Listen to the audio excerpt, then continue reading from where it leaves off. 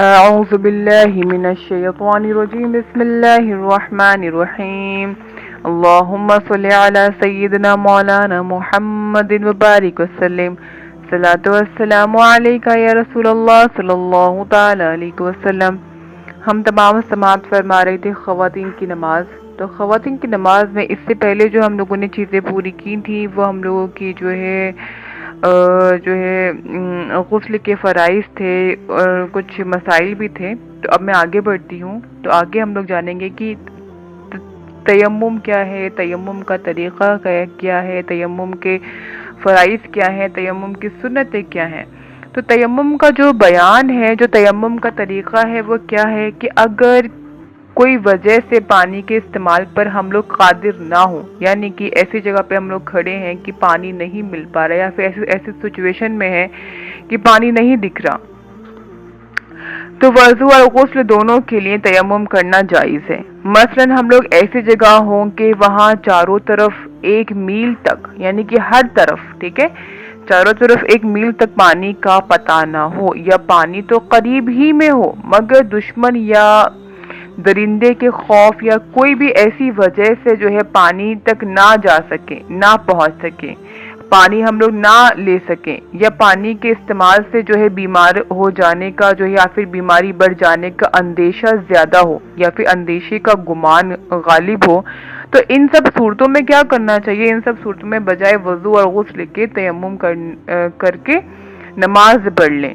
اور وضو اور غسل دونوں کا جو تیمم ہوتا ہے وہ ایک ہی طریقہ ہے۔ امید کرتی ہوں کہ یہاں تک سمجھ میں آیا ہوگا۔ اس کے بعد ہم لوگ جانیں گے کہ تیمم کا طریقہ کیا ہے۔ تو تیمم کا طریقہ کیا ہے؟ تیمم کا طریقہ یہ ہے کہ پہلے ہم تمام کو بسم اللہ جو ہے پڑھنا ہے، یعنی کہ بسم اللہ پڑھ کر دل میں جو ہے تیمم کی نیت کریں، اور زبان سے ہمیں کیا پکارنا ہے؟ تو ہم لوگوں کو زبان سے جو پکارنا ہے وہ کیا پکارنا ہے کہ نویت ان اتیمم تقربا الی اللہ تعالی۔ پھر دونوں ہاتھوں کی جو ہے انگلیوں کو کھول کر، ٹھیک ہے، دونوں ہاتھوں کی انگلیوں کو جیسے بند رہتی ویسے ہی ہم لوگ جو ہے انگلیوں کو کھول کر پھیلا کر انگلیوں کو زمین پر جو ہے یا پھر دیوار پر دونوں ہاتھوں کو ماریں، ٹھیک ہے، زمین کی ہاتھوں کی انگلیوں کو کھول کر چاہے زمین پہ چاہے دیوار پہ کہیں پہ بھی مارنا ہے، کیسے؟ انگلیوں کو کھول کر مارے۔ پھر کیا کرے؟ پھر دونوں ہاتھوں کو پورے چہرے پر جو ہے اس طرح جو ہے پھیرے کہ جہاں تک وضو میں چہرہ دھونا فرض ہے پورے چہرے پر ہر جگہ جو ہے ہاتھ پھر جائے۔ اگر جو ہے ذرا سا بھی باقی رہا تو کیا ہوگا؟ تیمم نہیں ہو پائے گا۔ تو کیا کہہ رہے ہیں کہ ہر جگہ جو ہے ہاتھ پھر جائے۔ اگر جو ہے ہم لوگ ناک میں کچھ پہنے ہیں یا پھر کچھ پہنے ہوئے ہیں، نت وغیرہ پہنے ہوئے ہیں، تو اس کو جو ہے ہٹا کر اس کے نیچے کی کھال پر بھی ہاتھ پھیر کر دوبارہ جو ہے دونوں ہاتھوں کو زمین یا دیوار پر مار کر اپنے داہنے ہاتھ کو بائیں ہاتھ اور بائیں ہاتھ کو اپنے دائیں ہاتھ پر رکھ کر دونوں کوہنیوں سمیت کیا کریں؟ ایک ساتھ جو ہے ملیں، دونوں کونیوں سمیت ہاتھ پھیرے، اور جہاں تک جو ہے وضو میں دونوں ہاتھوں کا دھونا فرض ہے وہاں تک جو ہے ہاتھوں کے ہر حصے پر ہاتھ پھیر جائے۔ اگر ہاتھوں میں چوڑیاں یا کوئی بھی زیور وغیرہ پہنے ہوئے ہوں تو زیور کو ہٹا کر اس کے نیچے کا کھال وغیرہ پر بھی جو ہے ہاتھ پھیرنا ہے۔ اگر چہرہ اور جو ہے دونوں ہاتھوں پر بال برابر جگہ جو ہے رہ گئی ہاتھ پھیرنے سے تو تیمم نہیں ہوگا۔ تو اسی لیے جو ہے خاص طور پر اس کا جو ہے دھیان رکھنا چاہیے کہ چہرہ اور دونوں ہاتھوں پر ہر جگہ جو ہے ہاتھ پھیر لیا جائے۔ یہ کیا ہے؟ ہمارا تیمم کا طریقہ ہے۔ ابھی ہم جانیں گے کہ تیمم کے فرائض کیا کیا ہیں۔ تو تیمم کے فرائض کتنے ہیں؟ تیمم کے فرائض 3 ہیں۔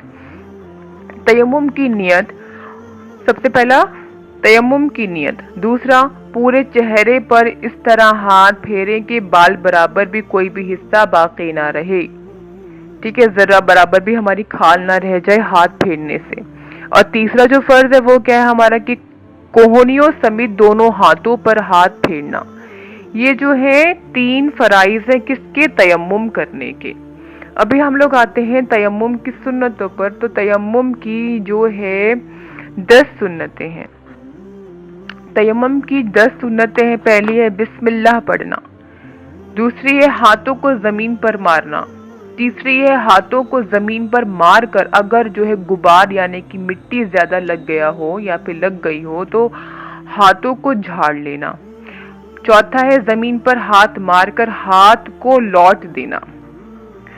اور پانچواں ہے کہ پہلے منہ پر ہاتھ پھیرنا پھر ہاتھوں پر ہاتھ پھیرنا۔ یہ چھٹا تھا کہ ہاتھوں پر ہاتھ پھیرنا۔ ساتواں ہے چہرہ اور ہاتھوں پر جو ہے لگاتار ہاتھ پھیرنا، اور ایسا نہ ہو کہ چہرے پر ہاتھ پھیر کر پھر کچھ دیر کے بعد جو ہے ہاتھوں پر ہاتھ پھیرے، تو یہ سنت ادا نہیں ہوئی۔ آٹھواں کیا ہے کہ پہلے دائیں پھر بائیں ہاتھ پر ہاتھ پھیرنا ہے۔ پھر نوواں ہے اگر کوئی جو ہے زیور وغیرہ پہنا ہو تو اسے ہٹا کر ہاتھ پھیرنا ہے۔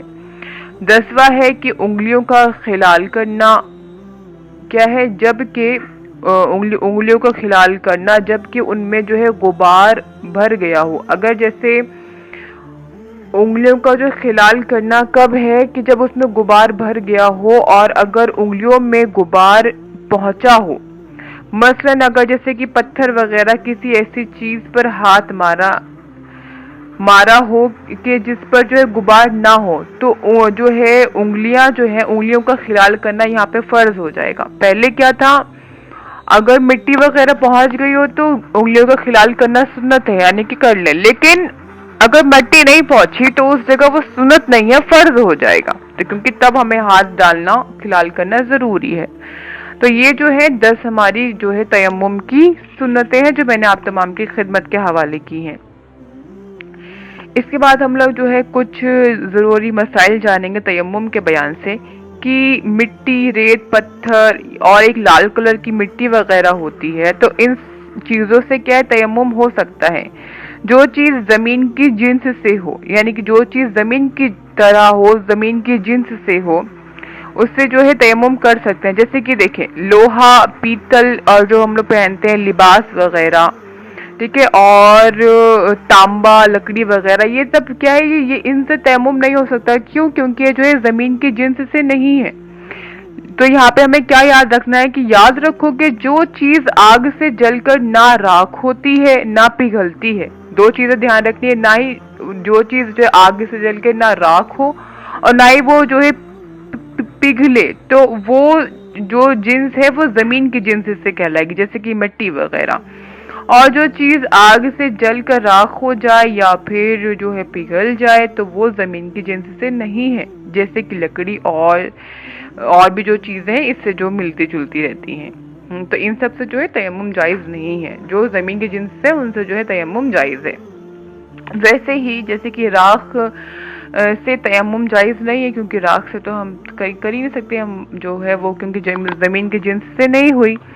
ایسے ہی جو سیمنٹڈ دیوار ہوتی ہیں، گچ کی دیوار اور جو ہے پکی اینٹ سے تیمم جائز ہے، کیونکہ یہ کیا ہے، اگر ہم لوگ اس کو جلائیں گے بھی نا تو یہ راکھ نہیں ہوں گی، نہ یہ ختم ہوں گی، ٹھیک ہے، تو ان سے جو ہے ہم لوگ تیمم کر سکتے ہیں اگرچہ ان میں غبار ہو۔ مطلب اگر اس میں جو بول رہے ہیں کہ اگرچہ ان پر غبار نہ ہو، بھلے ہی سچویشن ایسی ہو کہ مٹی نہ ہو دیواروں پر، لیکن اس سے ہم لوگ تیمم کر سکتے ہیں۔ تو اسی طرح جو ہے مٹی، پتھر وغیرہ پر بھی غبار اگر ہو یا نہ ہو، بہرحال جو ہے تیمم جائز ہے۔ اس کے بعد ہے جیسے کوئی بھی وجہ سے نماز کا وقت اتنا تنگ ہو گیا، یعنی کوئی بھی سچویشن آئی، کوئی بھی ایسی جو ہے وجہ آ گئی ہمارے پاس جس کی وجہ سے جو ہے نماز کا وقت بالکل تنگ ہو گیا، نماز کا وقت اتنا تنگ ہو گیا کہ اگر وضو کرے گی تو نماز جو ہے چھوٹ جائے گی، تو ہمیں چاہیے کہ تیمم کر کے نماز پڑھ لیں۔ پھر جو ہے اس پر لازم ہے، یعنی کہ جس نے نماز پڑھی اس پر لازم ہے کہ وضو کر کے اس نماز کو دہرائے۔ اس کے بعد جس جگہ سے ایک عورت نے تیمم کیا تو اسی جگہ سے دوسری عورت بھی تیمم کر سکتی ہے، یعنی کہ دوسرا بھی شخص جو ہے اس جگہ سے تیمم کر سکتا ہے۔ اور ایک اور بات کہ عوام میں جو یہ مشہور ہے کہ مسجد کی دیوار یا زمین سے تیمم ناجائز یا مکروہ ہے، یہ بالکل غلط ہے، کیونکہ مسجد کی دیوار اور زمین پر بھی تیمم بلا کراہت جائز ہے۔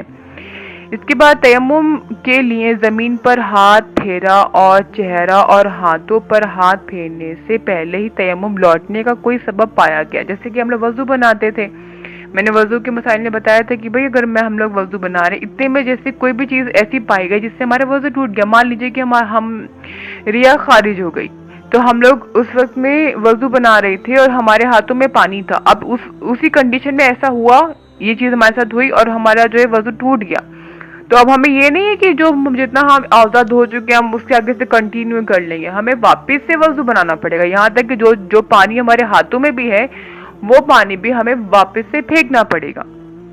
تو اسی طرح اگر ہم لوگ تیمم کر رہے ہیں، تیمم کے درمیان تیمم کرتے میں ہی ہمیں کچھ ایسی چیز ہمارے ساتھ ہو گئی جس سے تیمم ہمارا جا رہا تھا، یعنی کہ واپس سے جو ہمارا تیمم لوٹ گیا، تو تیمم لوٹنے کا کوئی بھی ہمارا جو ہے سبب پایا گیا تو اس سے تیمم نہیں کر سکتی، بلکہ اس کو لازم ہے کہ دوبارہ کیا کرے، دوبارہ ہاتھ زمین پر مار کر تیمم کرے۔ ایک آخری مسئلہ پیش کر رہی ہوں کہ جس چیزوں سے وضو ٹوٹتا ہے یا غسل واجب ہوتا ہے ان سے تیمم بھی جاتا رہے گا، اور ان کے علاوہ پانی کے استعمال پر قادر ہو جانے سے بھی تیمم لوٹ جائے گا، یعنی کہ ٹوٹ جائے گا۔ مان لیجئے جیسے کہ ابھی پانی نہیں تھا 1 میل تک، ہم نے تیمم کر لیا، نماز پڑھ لی، پھر اچانک سے پانی ہے لیکن تیمم ٹوٹنے والی کوئی چیز نہیں پائی گئی، ہماری ریا خارج نہیں ہوئی، ہمارا کچھ بھی ایسا نہیں ہوا جس سے ہمارا جو ہے تیمم ٹوٹتا، لیکن پانی مل گیا، اس وقت میں ہم نے تیمم کیوں کیا تھا؟ کیونکہ جو ہے ہمارے پاس پانی نہیں تھا، مجبوری میں ہم نے تیمم کیا، لیکن اب پانی ہے تو ابھی وہ اپنے آپ ہی ٹوٹ جائے گا۔ ابھی ہم لوگ جو دوسری نماز پڑھیں گے وہ ہمیں وضو کے ساتھ ہی پڑھنی پڑے گی۔ امید کرتی ہوں کہ یہاں تک آپ کو مسئلے سمجھ میں آ گئے ہوں گے، تب تک کے لیے آپ لوگ جو ہے دعا میں یاد رکھیے گا۔ جزاک اللہ خیرا۔ السلام علیکم ورحمۃ اللہ۔